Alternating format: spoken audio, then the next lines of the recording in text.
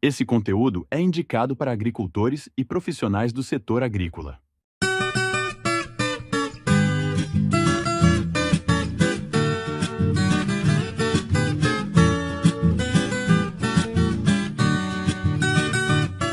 Olá pessoal, sejam muito bem-vindos ao nosso podcast BASF Agro, um podcast que a gente, além de discutir, a gente realmente cultiva legados. Eu sou o Rafael Vicentini, sou diretor do Crop System de soja na BASF e hoje a gente está aqui para dar continuidade a uma discussão que foi feita na semana passada, né? Semana passada a gente falou muito de como a invernada, como o clima nos cerrados pode influenciar a decisão do agricultor. E aqui a gente tá para falar um pouquinho de como o Brasil é tão grande a ponto de a gente conseguir dividir em dois podcasts. Aqui a gente tá para falar do que a gente pode enxergar como oportunidade do mercado, do clima para a região sul do país, né? E isso é super relevante porque na semana passada o Gazinelli, o Alessandro Gazinelli, que é o diretor de Field Marketing nosso, trouxe vários insights e a ideia é que a gente poder também debater, trazer vários insights que possam nos ajudar, seja na tomada de decisão, seja na avaliação de risco do que a gente vai conduzir junto aos nossos agricultores e o nosso time comercial nessa safra, tá? Aqui eu tô com um time de especialistas, né? Que para mim é super valioso e queria realmente introduzir cada um deles. Então, primeiro, queria agradecer a participação da Desirê. Super obrigado pela presença. É o primeiro trabalho que a gente faz junto, mas acompanho o trabalho que você faz nas redes. Então, super obrigado por estar aqui e trazer toda essa visão de clima para a nossa discussão e nosso podcast. Rafael, eu quem agradeço. Sérgio, um prazer estar aqui. André, mais uma vez ao seu lado, aprendendo também, né? É sempre valiosa essa discussão aqui. E estou à disposição agora para falar bastante de clima e a gente tem muito a conversar, porque como você bem pontuou, né? O Brasil é grande, né? Então, se está chovendo muito em um canto do país, o que está acontecendo em outro, né? E a gente vai discutir tudo isso hoje. Legal. Obrigado pela presença. Apresento o nosso parceiro de longa data, o André De Bastiani. Está com a gente em vários projetos. Eu até brinquei um pouquinho antes da gente entrar aqui, é que o André muitas vezes traz a informação, às vezes não é a informação mais bonita, mas de fato é a informação que a gente precisa para tomar a decisão e olhar para o mercado. Muito obrigado pela presença, sempre nos ajudando a ter essa clareza, esse norte aí. Eu que agradeço a oportunidade, Rafael, obrigado aí pelo convite. Sérgio, bom estar com você para fazer essa discussão. Com a Desirê, a gente já começou a alinhar o discurso aqui, né, Desirê? Então tá legal de fazer essa junção aqui do debate de clima, debate de mercado também. E agora falar do Sul, né? Eu como catarinense, então tenho bastante interesse nesse episódio. Obrigado. Obrigado por estar aqui com a gente. E para terminar nosso grupo de especialistas, o Sérgio Giampaoli. Falei certo o sobrenome? Falou certo. Que está com a gente aqui, parceiro de empresa também, responsável por toda a parte de desenvolvimento de mercado, alocado neste momento para o Paraná e para o Mato Grosso do Sul, mas com bastante propriedade para falar de todo o sul do país, afinal teve vivência no Rio Grande. Então, obrigado por estar aqui, Sérgio, trazendo um pouco dessa perspectiva lá do campo, lá da ponta do agricultor. Muito obrigado, Rafael, é um prazer estar com vocês aí, estar junto com a Desirê, junto com o André aí, parceiro também de longa data. Importante a gente falar, né, sobre os desafios, né? Com relação ao cenário climático. Eu também aqui, como o pessoal que está nos assistindo, estou bastante curioso pelo que a Desirê vai falar para nós aqui e depois por que o André vai complementar. E a gente poder dar aí um cenário de manejo, né? E como é que a gente pode colocar as recomendações para o produtor poder produzir cada vez mais nesse cenário aí que a gente vai ver aqui nesse podcast. Legal. Vamos lá, acho que vale a gente ficar tentando voltar no assunto. Apesar da gente ter tido um panorama interessante no podcast passado Encerrados, mas a gente sabe que no sul do país as coisas mudam bastante, né? Quando a gente fala de clima, o agricultor do sul do país está... Não sei, se falar de clima, o agricultor arrepia, né? Fala, o que está acontecendo? Qual que é a perspectiva?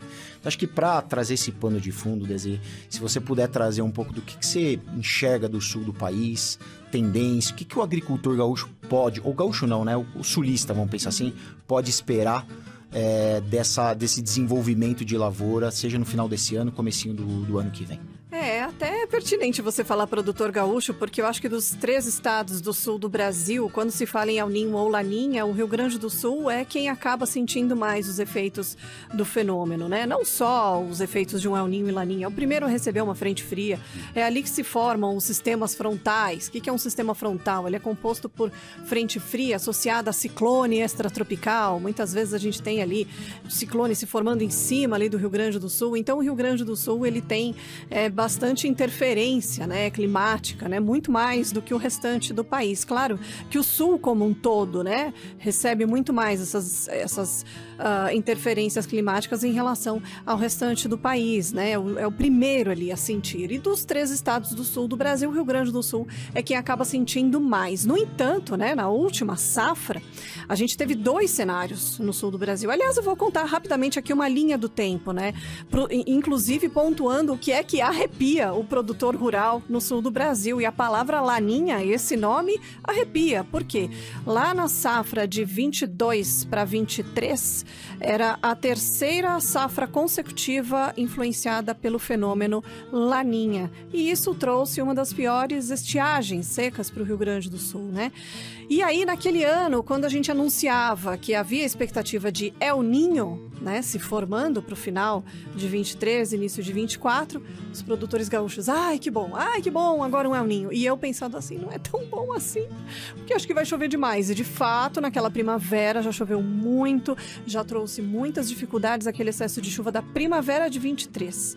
E aí fechou com a chuva de maio, agora de 24, né? Também por conta do fenômeno El Niño, né, que reforçou ali aquela condição de chuva. Foi algo realmente histórico. Muita gente fala, mas alguns anos atrás choveu tudo isso, né? Aqueles 700 milímetros, né, em alguns pontos ali do Rio Grande do Sul, mas foram 700 milímetros distribuídos ao longo do mês, não em 3 dias. Em 3 dias, tem produtor rural agora querendo saber onde é que foi parar o solo dele. Ele só tem pedra, ele não tem solo, né? Então ele não perdeu só a casa, a lavoura, ele perdeu o solo dele, não tem, né? Então, assim, foi um ano de bastante dificuldade em razão do fenômeno El Niño, né? Que foi muito forte. Em contrapartida, o Paraná e o sul de Mato Grosso do Sul, cadê a chuva, gente?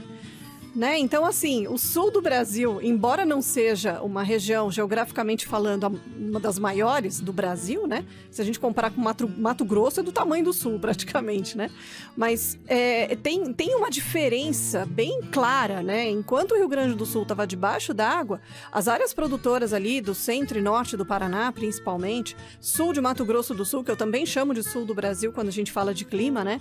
Também, cadê a chuva, né? Então, sentindo ali a irregularidade que inclusive assolou a última safra de verão.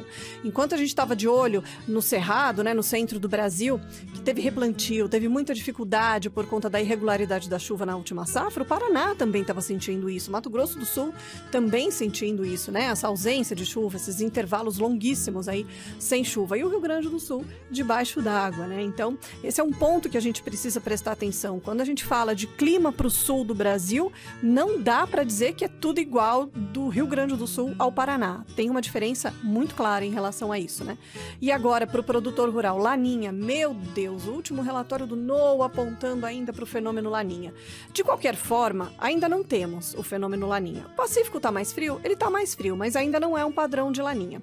A expectativa é que o fenômeno se forme, de acordo com o relatório do NOAA. Eu ainda tenho cá minhas dúvidas. E se ele vier a se formar, vai ser muito fraco. E além de ser muito fraco, muito rápido também. Tiro curto, tá? O Laninha. Então, a gente não vai ter uma influência tão forte do fenômeno pro sul do Brasil. Em alguns momentos, por conta do Pacífico estar mais frio, a gente pode ter sintomas de Laninha, mas a gente acredita que isso vai se refletir principalmente no centro do Brasil. Pro sul do país, não tem previsão de períodos prolongados sem chuva. O Rio Grande do Sul, inclusive, deve ter chuva até acima da média em alguns momentos agora, para os próximos meses, até a finalização da safra. Só a região da Campanha Gaúcha que em alguns momentos a gente pode ter aí alguma seca regionalizada, tá? Metade sul do estado. Agora, Noroeste, Nordeste, as áreas mais próximas a Santa Catarina, tem previsão de chuva. Claro que não vai ser ideal. Uma vez por semana vai ter chuva boa? Não. Em alguns momentos vai dar uma falhada. Por que vai dar uma falhada? Porque o Brasil é muito grande, né? Então, a gente tem o efeito gangorra. Se a chuva está encaixada ali em cima do Sudeste, Centro-Oeste e Norte, pode ter certeza que nas áreas mais ao sul, sobretudo Rio Grande do Sul, essa chuva está mais espaçada. Até chove, mas é mais rápido. As frentes passam de maneira mais rápida e passando mais rápido não dá tempo de acumular tanta umidade, né? Mas isso ainda não é um problema. A gente tem bons índices de água disponível no solo nesse momento, das principais áreas produtoras do Rio Grande do Sul, né? Então ainda não é um medo isso, né? A ausência de chuva. Tem algumas janelas mais prolongadas, mas que ainda não trazem um risco muito grande para o Rio Grande do Sul. E Paraná, uma condição bem melhor em relação ao ano passado. E a gente tem, pelo menos né, a gente lê bastante, porque toda vez que a gente fala de clima, influencia diretamente a safra, né? E a gente lê muito que, um termo que tem usado muito, que é neutralidade da laninha. Isso de fato tende a ser essa realidade pode mesmo? Pode acontecer dessa forma mesmo, porque vai ser um fenômeno muito fraco e de curta duração. Então, no fim das contas, a gente vai viver aí uma safra sob uma neutralidade, mais sob uma neutralidade do que o próprio Laninha. O Laninha, se ele tivesse que trazer algum efeito, ele já teria que estar bem consolidado. Aí ele poderia trazer um efeito bem importante, que seria o quê? Atraso da chuva. Né? Se a gente tem um Laninha já consolidado desde o meio do ano, ele traz esse risco de atrasar a chuva, atrasar o plantio, né? Depois a chuva vem, ela encaixa, vem bem, e aí ela pode acontecer em excesso. Esse excesso pode estar relacionado em algum momento ao tal do sintoma de Laninha que eu falei para vocês, tá? Esse excesso eu digo para o centro do Brasil, tá? Para o Rio Grande do Sul, não vai ter tanto efeito assim o fenômeno Laninha, né? Ainda que vem ali com fraca intensidade. Tem aí uma boa expectativa de chuva.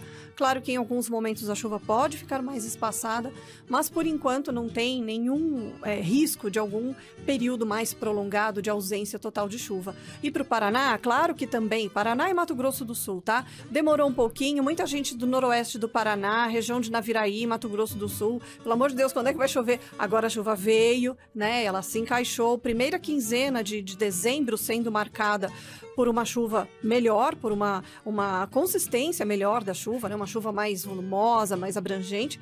Agora, para a segunda quinzena de dezembro, a segunda quinzena fecha com a chuva se encaixando para o centro e norte do Brasil e acaba ficando mais espaçada para o centro e sul do país, né? Então, fica um pouco mais espaçada Paraná, Mato Grosso do Sul, sobretudo Rio Grande do Sul. Perfeito, perfeito. E aí eu vou tentar mudar um pouco da perspectiva, porque assim, uma vez que a gente tem um cenário de clima, e aí, Sérgio, quando você pensa no trabalho que você tem feito lá na ponta, né? Entendendo um pouco dessa mensagem que a gente enxerga de clima. Desenvolvimento de lavoura. Como é que se enxerga, né? O manejo do produtor, os desafios que você... Quando a gente olha para essa perspectiva de uma laninha mais neutra, chuvas mais equilibradas, às vezes em algum local um pouquinho mais escassa, mas ainda assim numa tendência de neutralidade. Quando você olha esse cenário para construir o manejo do produtor, o que você enxerga de desafio, o que você enxerga de oportunidade nesse sentido? Bom, eu diria que a primeira coisa dentro desse cenário, né, de possíveis veranicos e alguns períodos assim com chuvas mais espaçadas, primeira coisa, o primeiro recado até para o agricultor, né, que a gente não pode, inclusive para o distribuidor, enfim, para quem está fazendo a recomendação a campo, né, nós não podemos pensar em parar a soja num momento desse, né, no momento de desenvolvimento pleno da cultura, né. O que você falou, Desirê, acabou de acontecer, né? A gente teve alguns períodos, assim, de menor chuva. Vamos pegar na região da Beira-Lago, no Paraná, em algumas regiões do MS, e que as chuvas retornaram agora, né? Mas a gente teve um período já nesse desenvolvimento inicial, vamos dizer assim, né? Com uma falta de chuva em alguns locais pontuais, né? Não no Rio Grande do Sul, que vem chovendo bem até agora. Mas esses períodos de veranicos, eles costumam acontecer. Então, dentre as recomendações, a primeira, não parar a soja. E como é que eu faço para não parar a soja, né? Se eu tenho que fazer vários manejos fitossanitários, né? Desde controle de plantas daninhas, né? Em pós-emergência, como controle de doenças. Primeira coisa, evitar produtos quentes, né? Não é que a gente não vai utilizar um proteoconazole, um tebuconazole, né? Nós vamos utilizar esses produtos porque eles fazem parte do manejo da cultura e do manejo de doenças na cultura da soja, né? Mas eu devo evitar o excesso, né? Porque a gente aplicando produtos quentes, eu paraliso essa soja. E eu controlo sim doença, mas eu posso penalizar o desenvolvimento dela. E daí se eu pego um período aí de veranico, isso acaba maximizando aí uma possível perda de produtividade. Então, qual seria a principal recomendação ao agricultor? Procurar nesses manejos utilizar produtos mais seletivos, né? Produtos que controlem sim todo o espectro de doenças da cultura da soja, mas que de modo algum paralisem ela. Produtos seletivos, né, que sejam, além de controladores de doença, mas que também auxiliem no desenvolvimento da planta, né?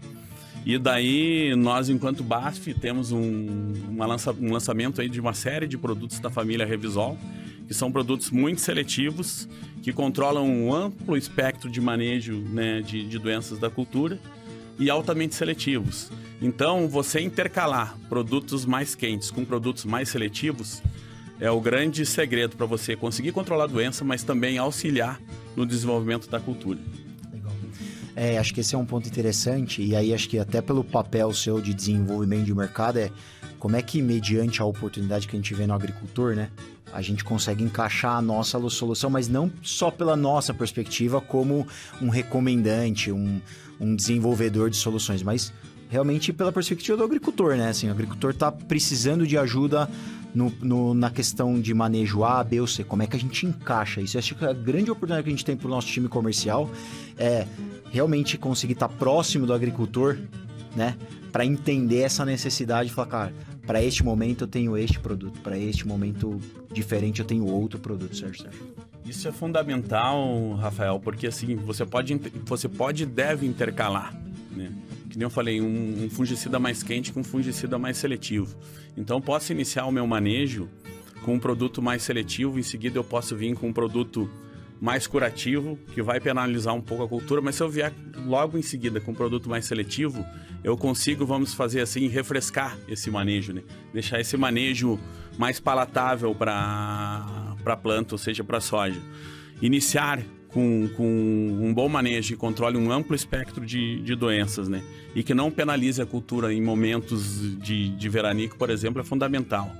Outra questão é a seguinte, né? É a intercalação e a rotação dos mecanismos de ação fungicida. Hoje temos vários problemas de resistência, né, com alguns ativos, né? E o grande segredo do produtor é estar intercalando, né? Não, grupos químicos também ativos, e a gente conseguir entregar para o produtor um manejo adequado. Então, iniciar com um produto de amplo espectro, que não penalize a cultura.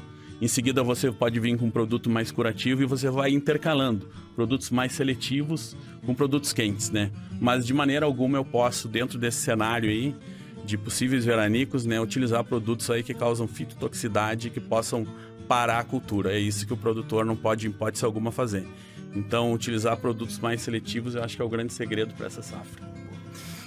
E é o seguinte, né? A gente olhou clima, a gente olhou uma visão de manejo, mas aí agora, pedindo a sua ajuda, né? Quando a gente olha mercado, né? Quando você olha o sul do país, como é que você enxerga a perspectiva de preço de soja? Como é que você enxerga todo esse quebra-cabeça que o agricultor vai ter que fazer, né? Para se posicionar no mercado com relação a isso? Então, Rafael, de fato, quando a gente olha para o mercado de grãos, é um mercado estressado. Estressado porque a gente está vivenciando um momento de preços baixos, custos de produção ainda bastante elevados, alinhados com um passado recente de uma série de quebras. Desirê colocou aqui mesmo, né? Rio Grande do Sul foram 3 laninhas e depois no El Ninho também acabou perdendo safra. Se a gente olhar para o sul do Mato Grosso do Sul, safra passada tanto de soja quanto de milho tiveram perdas de produtividade. Algumas regiões também do Paraná enfrentaram isso daí. Então, o produtor, o caixa do produtor está machucado, sim, já veio de outras safras por conta das quebras, por conta dos problemas de mercado. E a gente entra numa outra safra agora com uma perspectiva de produção muito boa. Eu não me lembro qual foi a última safra que a gente iniciou com perspectivas tão positivas para todas as regiões do Brasil. O que é ótimo, né? Nós produtores queremos produzir mesmo. Agora, se você pensa que todas as regiões do Brasil vão produzir bem, que é o que a gente está discutindo até então, quer dizer então que a gente vai estar muito próximo do nosso potencial produtivo. Nossa última safra produzimos aí 155 milhões de toneladas. Se a gente de fato tem uma safra boa, a gente vai passar dos 170 fácil. E daí a gente começa a ver um problema em termos de precificação. Porque, ok, queremos todos produzir, mas se todo mundo produzir, a gente vai ter a soja em excesso. E isso pressiona preço. Não tem como a gente fugir dessa realidade. E o produtor, muitas vezes, ele se pega na situação, tá bom, estou numa condição de safra boa, mas com margens apertadas. Devo continuar investindo na minha lavoura ou não? Ou até que ponto eu consigo equilibrar a minha necessidade de gastos para minha, de fato, geração de caixa?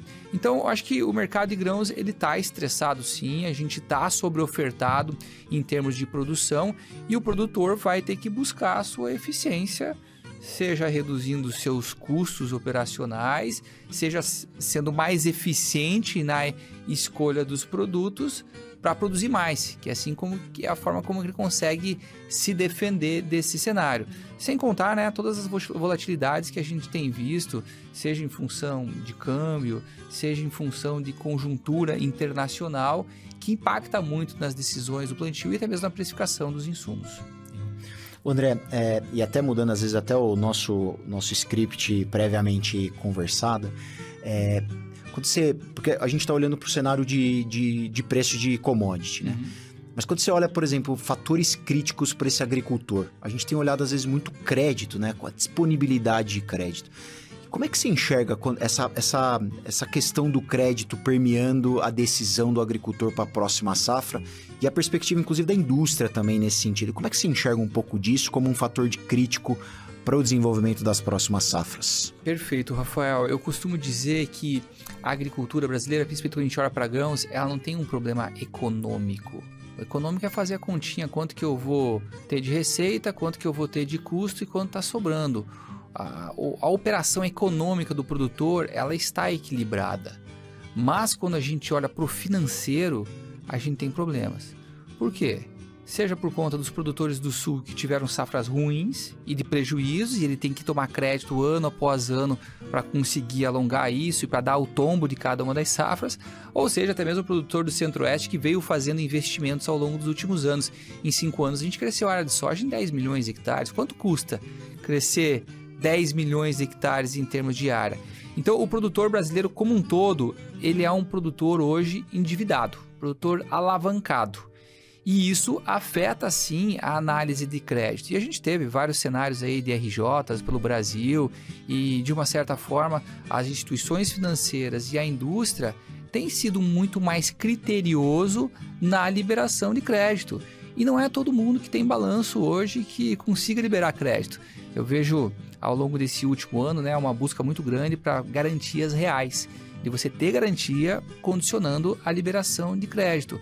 Mas a garantia, ele é um colateral, assim, é um seguro que você tem. Eu digo que é a boia, mas não é o transatlântico que você vai atravessar a safra inteira. Então, sim, existe restrição de crédito e o produtor vai ter que se mostrar aí com uma capacidade de geração de caixa para conseguir captar esse recurso. Então, ele é um limitante, sim, para a próxima safra. Perfeito. Acho que só voltando um tema, e aí tentando trazer você de volta para a conversa, dizia, você falou muito de que o sul do país ele é muito grande, né? Você vai do sul do MS ao Rio Grande do Sul, é bastante coisa, né? No sentido de mudanças, né? Em si, né? Ambientes. Como é que você enxerga, assim, tentando fazer essa quebra, né? Até porque pode ser que tenha... Do nosso time comercial aqui, tem gente que tá falando do Rio Grande do Sul, fala, não, é ok, mas o cenário do Paraná é um, mas o meu cenário é outro, né?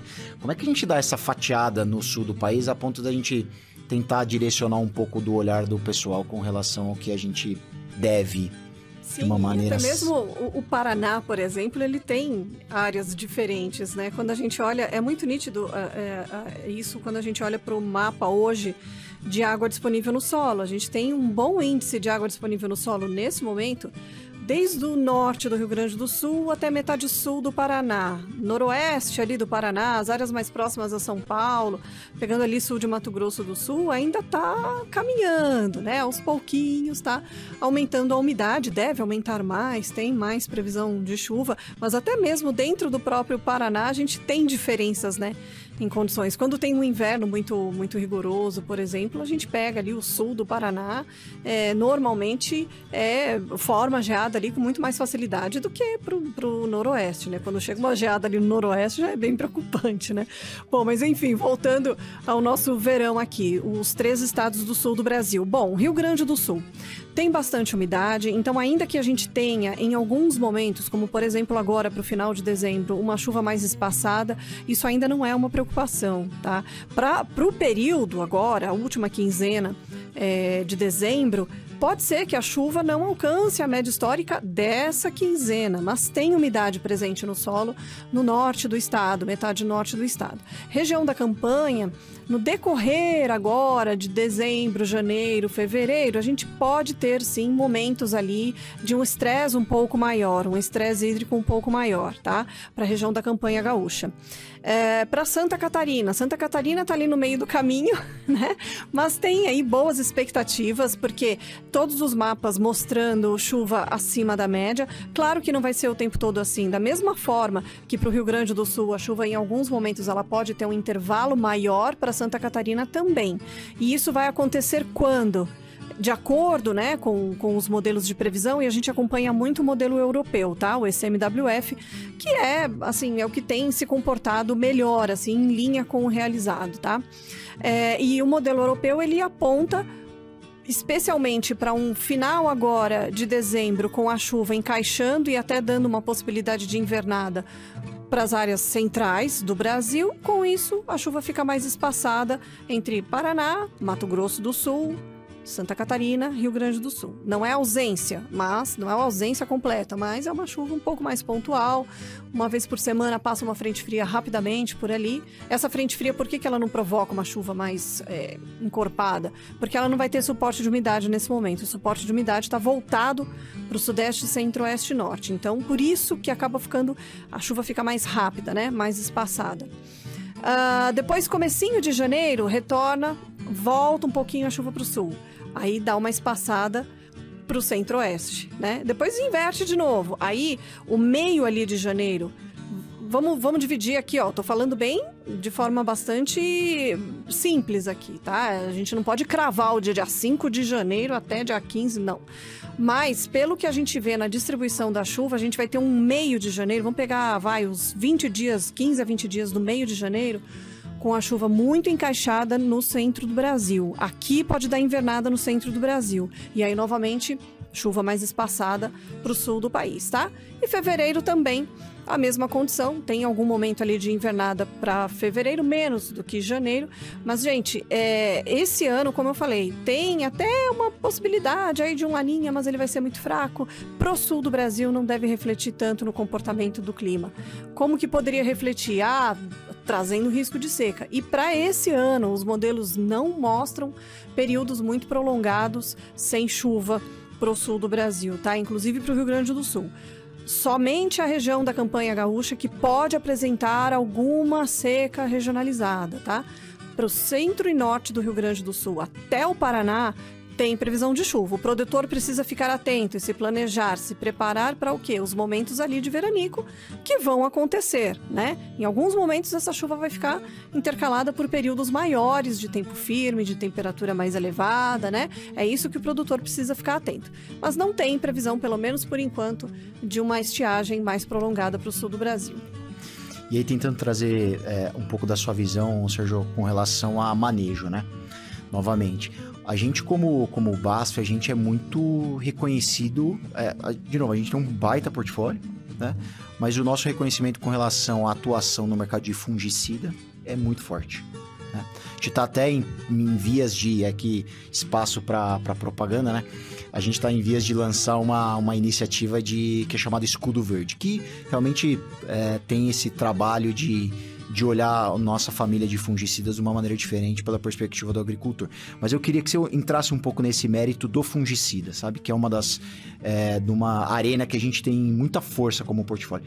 Quando você olha o que a Desirê trouxe pra gente, olha um pouco do nosso portfólio, como é que você encaixa essa recomendação da nossa companhia para essa eventual necessidade que possa acontecer para o agricultor lá na ponta? Bom, em primeiro lugar, recomendar ao agricultor para que ele respeite os intervalos de aplicação. Existe, às vezes, uma tendência num cenário aí de chuvas um pouco mais espaçadas, em algum momento, de aumentar esse intervalo. E a doença ela continua se desenvolvendo mesmo sem a presença de chuva, com a própria água da planta. Então, e daí depois quando você vai entrar com fungicida, às vezes é tarde demais. Ali eu consigo perder 3, 4, 5 sacos por hectare aí, tranquilamente, né? Então, dentro desse cenário aí, talvez seja até um pouco repetitivo, mas não parar a soja é fundamental, Rafael. A gente não pode parar. Entrar com produtos altamente seletivos, né? Que não causem fitotoxicidade à cultura. A utilização de multissítio é fundamental para o bom manejo de doenças. E dentro desse escudo verde que você está falando, a família Revisol ela se encaixa perfeitamente, porque ela tem seletividade e tem um amplo espectro de controle de doenças. É claro que eu tenho que intercalar, né? Fazer a intercalação com produtos às vezes mais quentes, para eu ter dentro da composição, né, um bom manejo de doenças. Então, dentro disso, né, o manejo importante para o produtor iniciar bem, né?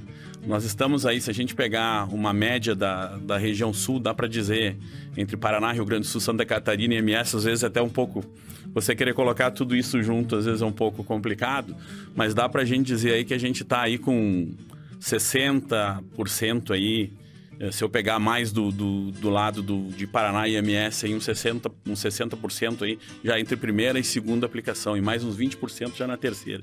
Quando eu vou para o Rio Grande do Sul, eu ainda estou terminando o plantio e entrando em algumas áreas aí em cenário de primeira aplicação. Então, observar esses momentos é importante, né? Se eu estou em desenvolvimento vegetativo, em floração, em frutificação, e qual o produto e o manejo mais adequado. E dentro disso, né, nós dentro do portfólio da companhia, me permitam aqui falar um pouco também da família Revisol.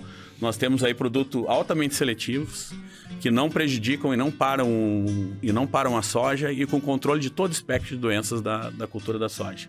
Então é fundamental a gente seguir esse manejo, começar bem, respeitar os intervalos, aplicar todas as aplicações com multissítio e fazer a rotação de mecanismo de ação. Fazendo tudo isso, aí o produtor com certeza vai conseguir manejar a doença e conseguir ter alta produtividade. E aí, só tentando de volta, trazendo você, André, para a conversa, pensando numa perspectiva de clima, tentando fazer esse resgate desde o começo, né? uma perspectiva de clima um pouco mais na neutralidade, tendo sucesso para fazer o manejo com relação à safra de soja de verão. Só que o agricultor não vive só de uma safra na sua grande maioria no Brasil, né? Então, quando você pensa no desenvolvimento da segunda safra, e aí, de novo, até para puxar um olhar do nosso próprio time, às vezes comercial, ou do próprio parceiro, como é que tá rodando esse mercado de segunda safra? Tá muito parado? O agricultor ainda tá esperando alguma decisão acontecer na sua lavoura ou no mercado seja de commodity de milho, para que a gente possa alavancar, ou essa comercialização já andou bastante? Não, legal. Até a gente comentou sobre isso no episódio anterior, muito sobre a ótica do Centro-Oeste, né, que tinha uma dúvida muito grande em relação a calendário. Agora, quando a gente traz sobre a ótica do sul do Mato Grosso do Sul e ainda do Paraná, o calendário de plantio da soja foi diferente. O calendário de plantio, na verdade, ele foi até mais antecipado do que nos anos anteriores.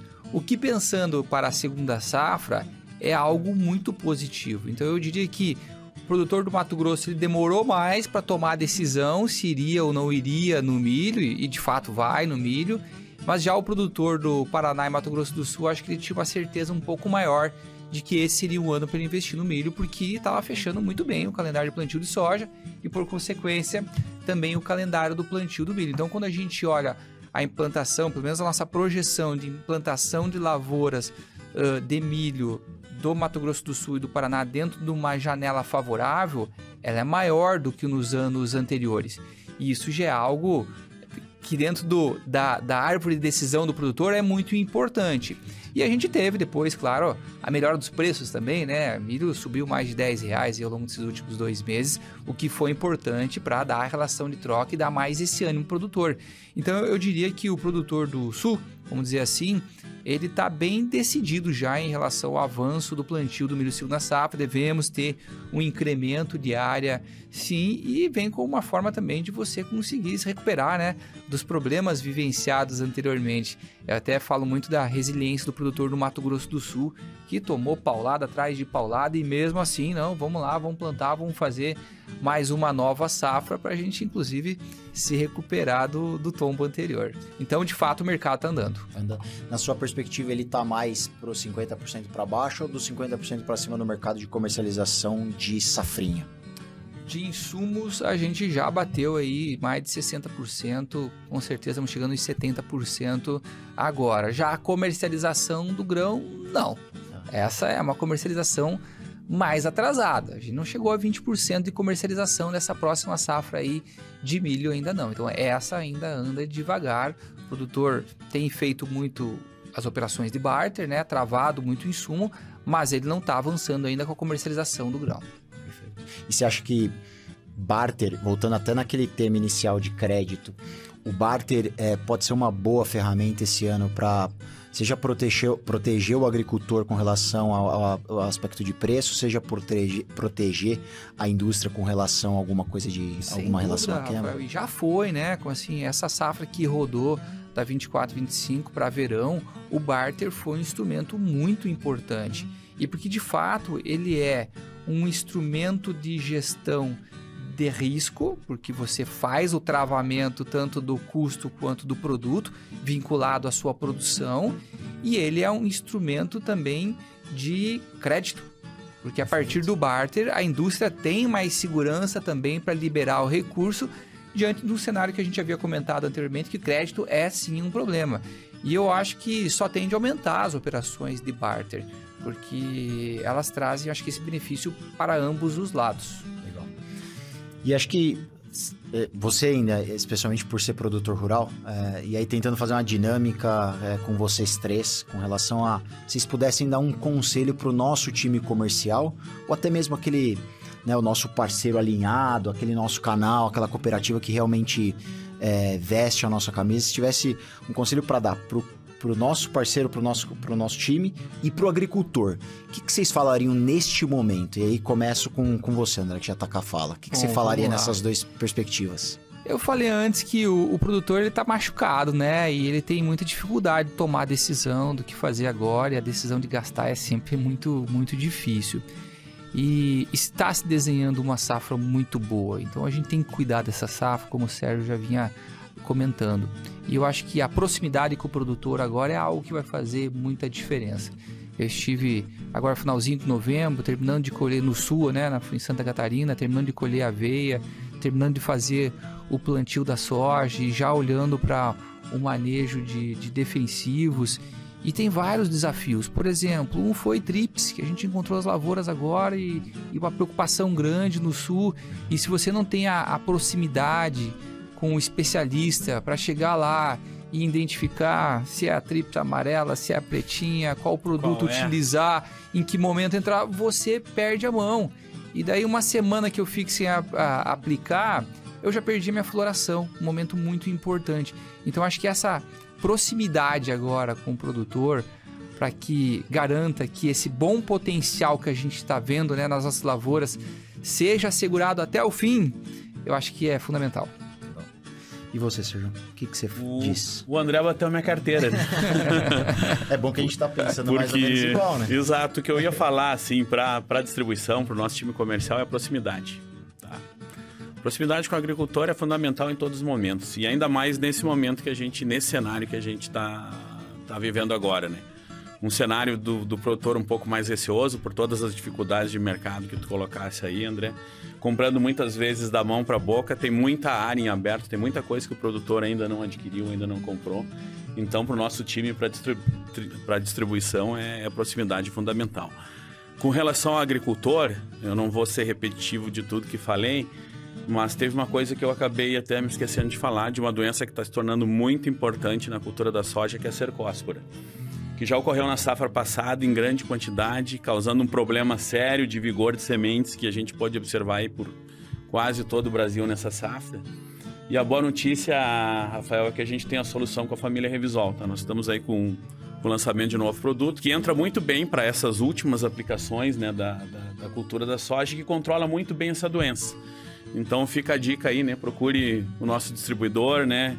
Venha junto à BASF, porque a gente tem a solução para essa doença aí, que é a cercóspora, que além da questão de produtividade, tira muito a questão de qualidade de sementes, de vigor. Então é importante também para o sementeiro.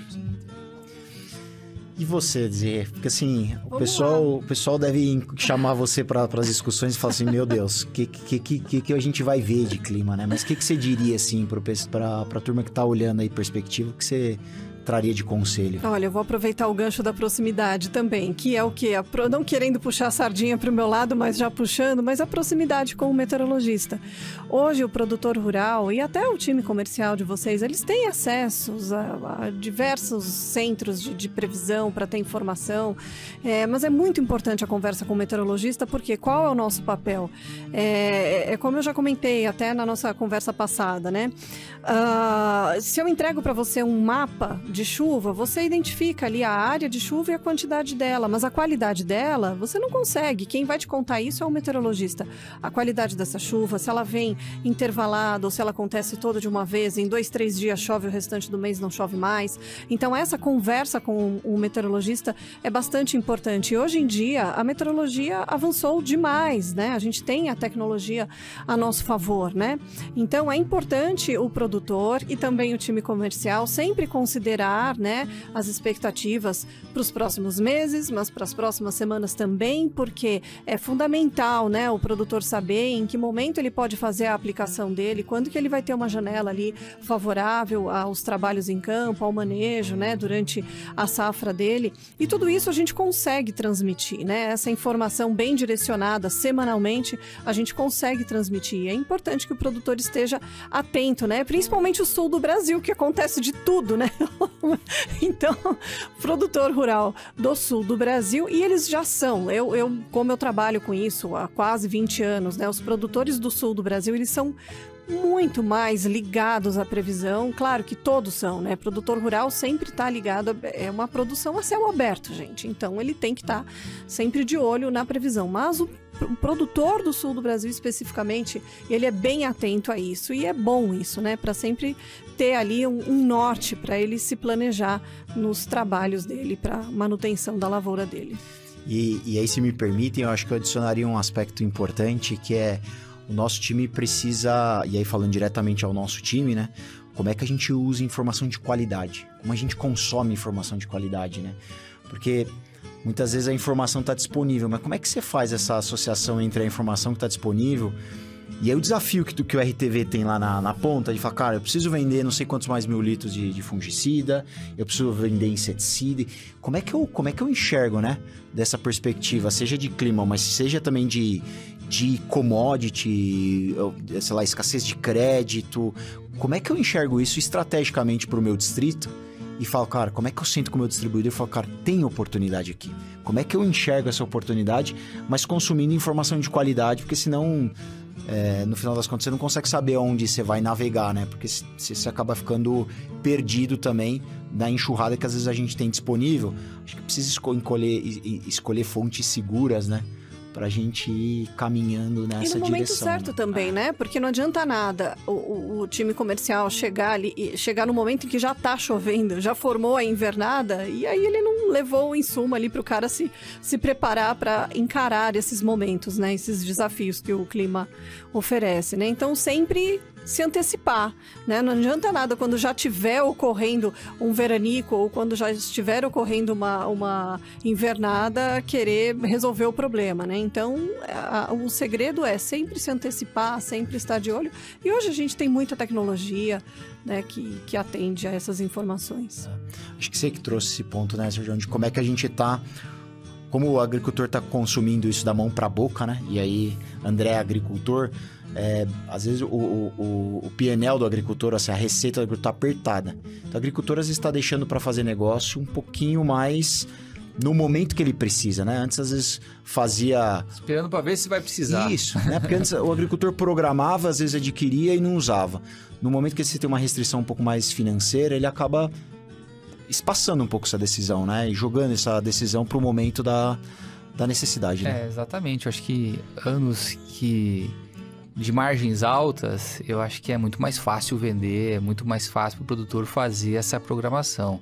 Em anos como esse, tem o lado do produtor de querer só comprar o que de fato vai utilizar, e isso torna o mercado mais desafiador, né? Desafiador para a distribuição também, para a indústria também, porque tem que estar lá, vou trazer produto, não vou trazer produto, vai ter disponível, não vai ter disponível.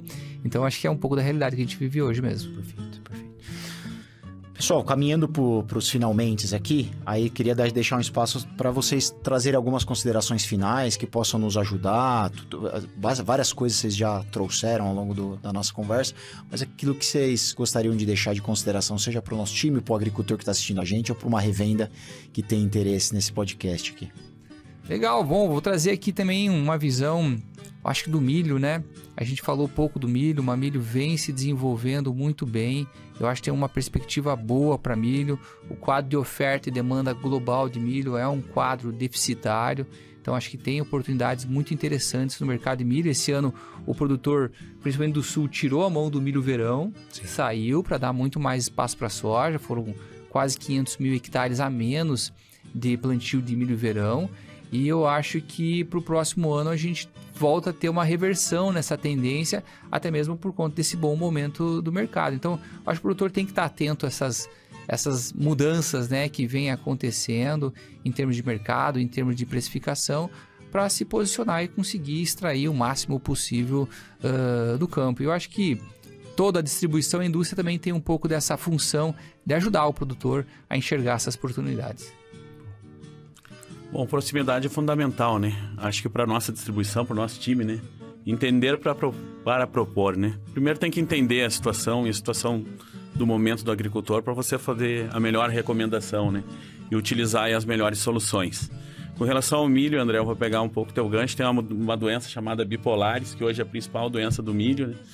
E poucos produtos controlam com eficiência essa doença. E daí, além da soja, também no milho a família Revisual entra aí com uma eficiência muito grande em cima dessa doença. Então, produtos multicultura também são importantes, né? Você poder utilizar um produto na soja e depois poder utilizar no milho, num contexto desse, num cenário como esse, é fundamental aí para o produtor conseguir ter eficiência e também conseguir utilizar de uma maneira melhor assim as soluções existentes no mercado. Você diria alguma... O que Bom, você diria? vamos lá, né? Parece que esse ano as coisas estão caminhando bem. Claro que teremos alguns desafios, né? A gente acende a luz amarela para o centro e norte do Brasil para possíveis invernadas, para o sul do país, em alguns momentos uma chuva mais espaçada, mas de uma forma geral, se a gente compara com as safras anteriores, eu acho que tiveram mais extremos as safras anteriores, né? A de 23 para 24, que a gente teve as estiagens, né? O atraso da chuva, replantio, o El Niño, né, ditando as regras e deixando a chuva muito aquém do que se espera para um verão no centro do país, afetando não só o setor agrícola, mas o setor elétrico, né, os nossos mananciais sentiram falta da chuva de verão.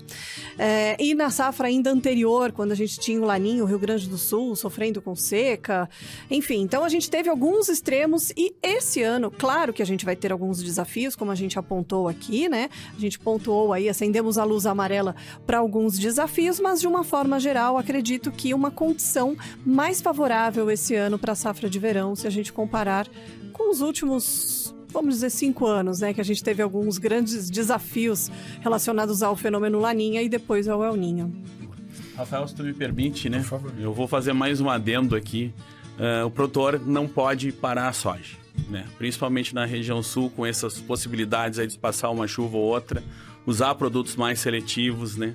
Não usar produtos ou evitar usar em excesso produtos que causem fitotoxicidade, né? Que controlem as doenças, mas que tragam também uma seletividade para a cultura, para que a gente consiga não só controlar a doença, mas também auxiliar a planta a produzir mais. Obrigado a todos. E para mim, Eu falei muito do André, que ele está presente em várias discussões nossas, vários projetos, né, da companhia. E acho que em algum deles ele trouxe uma frase que em momentos como esse, o agricultor precisa produzir. Né? Então, como o agricultor produz, a gente ajuda ele a produzir mais, a gente protege esse potencial produtivo. Então, para mim, tá aí um pouco dessa oportunidade que a gente tem para discutir junto a ele, na proximidade, conseguindo endereçar alguns aspectos. Esses dias eu fui meio duro numa palestra e tava falando lá sobre cenários, né? Ciclo de baixo das commodities. Eu acho que fui meio duro na palestra. O produtor no final olhou para mim assim, Tati, mas o que nós vamos fazer então? Eu voltei mesmo, vamos fazer o que a gente sabe fazer. Vamos plantar, vamos colher, vamos produzir, não vai mudar. E esses ciclos eu acho que são normais da agricultura. A gente já viveu isso no passado. Se pegar até outras culturas, por exemplo, pega a cana agora. Está vivenciando agora o momento de alta. A mesma coisa do café, também vivenciando o momento de alta agora. Os grãos, não. Os grãos vão sofrer agora um pouquinho, mas não tenho dúvida que é passageiro. E logo mais a gente está comemorando aí. E ser agricultor é vocação. Então o agricultor já sabe que esse caminho ele é feito desse jeito e acho que a gente vai ter uma boa safra. E é assim que eu queria encerrar, né? Então, obrigado vocês. Obrigado a todo mundo que acompanhou a gente. Em 2024, esse é o último episódio nosso do podcast. 2025 a gente vai estar aí com força total, usando bastante essa plataforma, tentando levar bastante conteúdo, bastante discussão que faça sentido para vocês que nos ouvem aí, seja o nosso time comercial, seja o nosso time da revenda, seja o agricultor, tá? E queria encerrar falando assim, qualquer informação que vocês queiram, o link do nosso podcast está disponível, está aqui na descrição, e desejo a vocês desejamos a nós e a vocês uma excepcional safra e um bom final de ano, boas festas pra gente aqui, pra todo mundo que tá nos ouvindo. Obrigado. Obrigado, pessoal. Obrigado, pessoal. Até mais.